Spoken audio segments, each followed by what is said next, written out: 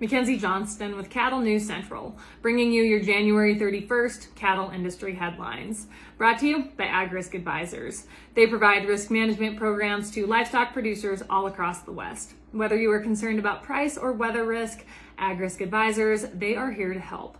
With current day market fluctuations, you and I both know there is nothing more important than locking in a price floor on your cattle. So if you'd like to learn more about an LRP, go ahead and reach out to an advisor today.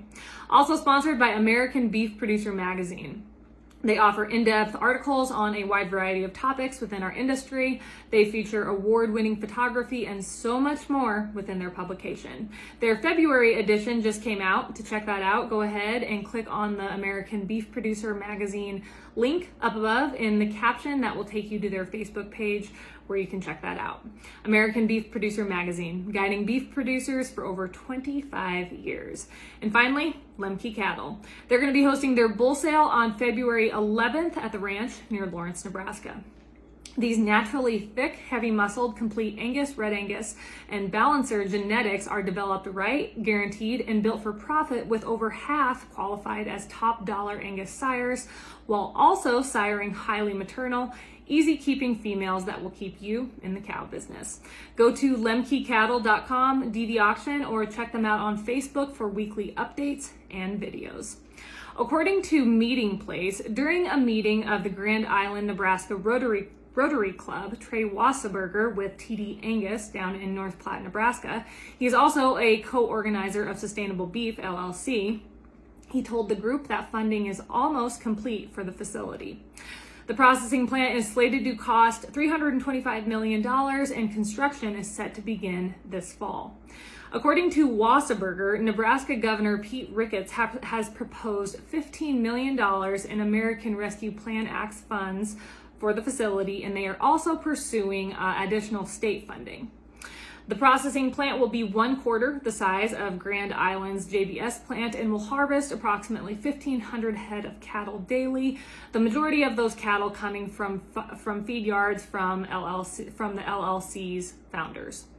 In hopes of avoiding a labor shortage at the plant, Sustainable Beef will be compensating their employees generously. Median wage down in Lincoln County, which is North Platte, is right around $28,000.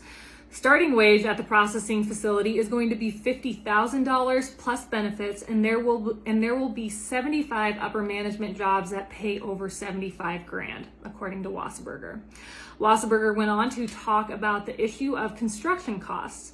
When the project was first proposed, it was slated to cost $225 million. And today it is all the way up to $325 million. That is just in 1 year's time.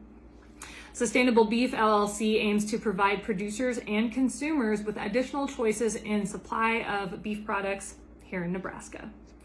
Fox News has reported that Senate Bill 22-031 was recently introduced in Colorado's Senate to ban the hunting of mountain lions, bobcats, and other large cats in the state.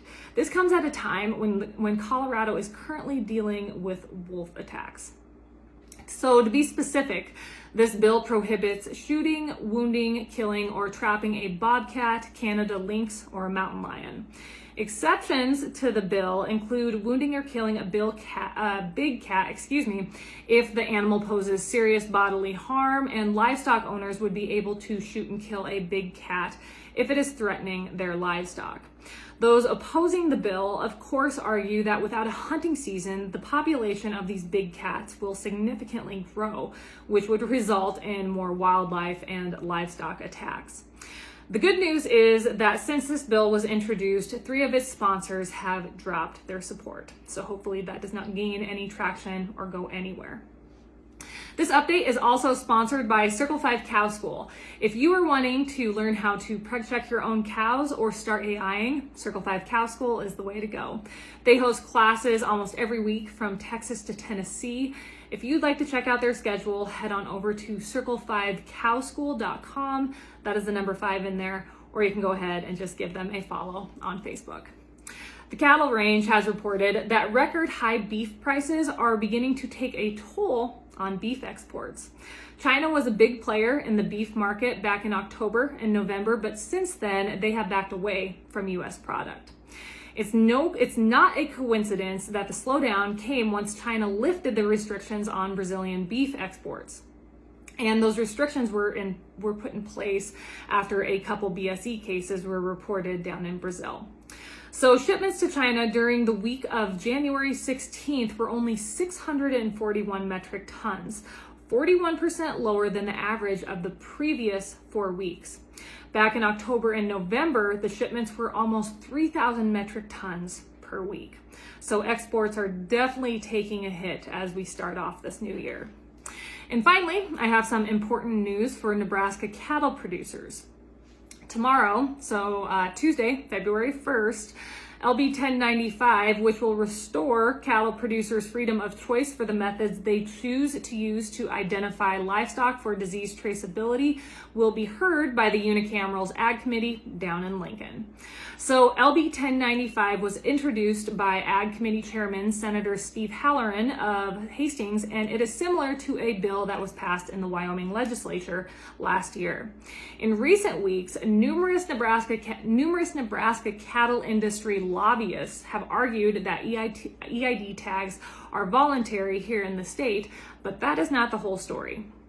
So back in 2006, a bill was introduced by then Senator Cap Dirks of Ewing, Nebraska, and that bill enshrined voluntary animal ID under Nebraska's state statutes, and that was the state law for 14 years. Then in 2019, the Animal Health and Disease Control Act was introduced and then passed in 2020. This act quietly repealed Dirks's bill from the state statute and required Nebraska to mirror federal animal ID requirements. As you can all remember then, back in 2019, RCAF filed a suit and effectively defeated attempts by the USDA's Animal Plant Health Inspection Service, also known as APHIS, to force mandatory EID tags on cattle producers. So the issue we're looking at here is if our federal government would happen to revive its EID mandate under current Nebraska law, ranchers would have no choice but to comply. EID tags currently cost about $3.50 a tag, and that when you compare that to brand inspection only costs 85 cents per head. LB 1095 is an impactful bill that will restore cattle producers' rights to choose how they want to identify their animals. But to make sure that this bill passes, Senator Halloran needs everyone's help. To submit comments, head on over to www.nebraskalegislature.gov. That website is listed above in the caption. All you got to do is click on it. That'll take you to where you need to be. Once you arrive at the site, in the top right corner, you'll see search current bill. All you got to do is type in 1095, and that will take you through the steps that you need to take to submit your comments. This has to be done by noon today, January 31st, in order for those comments to be included in the official legislative record. So if you have anything to say about this situation, all of you cattle producers here in Nebraska, I encourage you all to submit comments. That is all I have for you guys this morning. I hope you all had a wonderful weekend. I hope the weather was gorgeous wherever you are at. It was absolutely beautiful here in central Nebraska. Have yourself a wonderful Monday. I'll catch you later.